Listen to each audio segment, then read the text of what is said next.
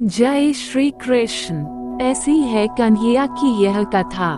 पौराणिक कथा के अनुसार एक बार की बात है, किसी नगर में एक राजा ने एक मंदिर बनवाया जिसमें श्री कृष्ण की एक मूर्ति भी रखवाए, लेकिन उसकी कभी पूजा नहीं की। पूजा करने के लिए मंदिर में एक पुजारी को रखा गया। पुजारी नियमित कन्हैया को नहलाता और बड़ी ही श्रद्धा भाव से उनकी पूजा अर्चना करता। राजा भी रोज कान्हा जी के लिए एक फूलों की माला भेज देता था और जब वह दर्शन करने आता तो पुजारी उस माला को उतारकर राजा को पहना देता। ऐसा करते करते पुजारी की भी उम्र बीत चुकी थी।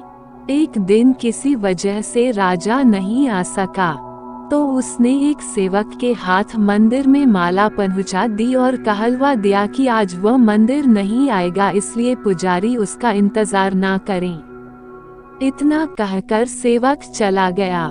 पुजारी ने हमेशा की तरह कन्हैया को माला पहना दी, लेकिन जब शाम हुई तो पुजारी यह सोचने लगा माला उतारकर किसे पहनाई जाए। उसने सोचा क्यों न ये माला आज मैं ही पहन लूं, वैसे भी मेरी उम्र हो चली है, जीवन का क्या पता कब खत्म हो जाए। इतना सोचकर पुजारी ने माला उतारकर अपने गले में डाल ली, लेकिन इतने में ही सेवक आ गया और उसने बताया कि राजा की सवारी मंदिर में पहुंचने वाली है। तब श्री कृष्ण ने धरा ऐसा रूप। राजा की सवारी आने की बात जब पुजारी ने सुनी तो वह डर गया। उसने सोचा कि अगर राजा ने उसे देख लिया तो वह तो मरवा ही डालेंगे। जल्दी जल्दी में पुजारी ने माला उतारकर वापस कन्हैया को पहना दी।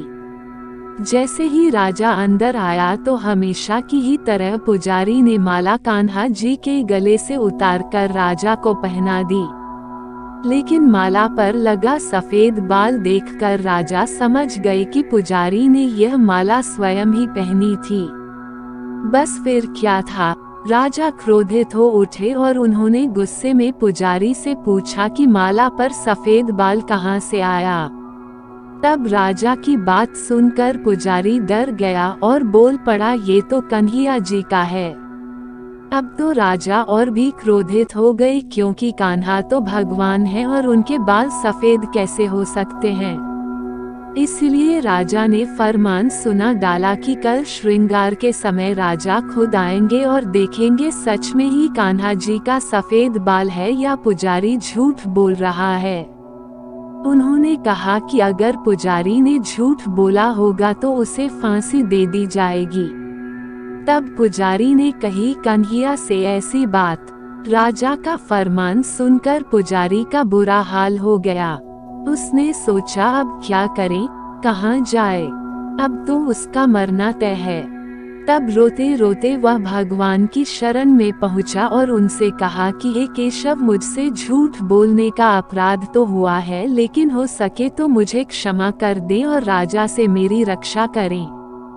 पुजारी ने कहा कि हे माधव, आपकी सेवा करते करते करते मैं बूढ़ा हो चुका हूँ, अब आप मुझे माफ कर दीजिए, ऐसी गलती दोबारा नहीं होगी। यही कहते कहते पुजारी की न जाने कब आंख लग गई और उसकी आंख तब खुली जब सुबह हो चुकी थी। उधर सुबह होते ही राजा भी आ गया और कहने लगा आज कान्हा जी का श्रृंगार वह खुद करेगा। ऐसा कहकर जैसे ही राजा ने कान्हा जी का मुकुट उतारा तो देखा कि श्री कृष्ण के तो सारे बाल ही सफेद हैं, लेकिन राजा को फिर भी यकीन नहीं हुआ। उसे लगा कि फांसी के डर से पुजारी ने ही बालों को रंग दिया होगा। तब निकलने लगा कन्हैया जी की मूर्ति से खून। राजा ने सोचा कि क्यों न कन्हैया जी का एक बाल तोड़कर देखा जाए। इसके बाद राजा ने कान्हा जी का एक बाल तोड़ लिया, लेकिन जैसे ही बाल टूटा कन्हैया के सिर से खून की धारा बहने लगी। ये देखकर राजा भगवान के चरणों में गिरकर माफी मांगने लगा। तभी श्री कृष्ण की मूर्ति से आवाज आई, हे राजन, तुमने मुझे केवल मूर्ति मात्र ही समझा, इसलिए आज से मैं तुम्हारे लिए केवल मूर्ति मात्र ही रहूंगा। लेकिन पुजारी ने सच्चे मन और पूरी श्रद्धा से मेरी भक्ति की है, इसलिए उसकी अनन्य भक्ति को देखकर मुझे अपने बाल सफेद करने पड़े। कन्हैया जी ने कहा कि भक्ति में कभी भी शंका नहीं होना चाहिए और सच्चे भक्त की लाज तो मैं कभी जाने ही नहीं देता। तो आशा करती हूँ आपको मेरी वीडियो पसंद आई होगी। इसी तरह की वीडियो देखने के लिए आप मेरे चैनल को लाइक एंड सब्सक्राइब कर दीजिए ताकि मेरी आने वाली वीडियो का नोटिफिकेशन आपको सबसे पहले मिल सके, और वीडियो को अपने दोस्तों के साथ भी शेयर कर दीजिए। जय श्री कृष्णा।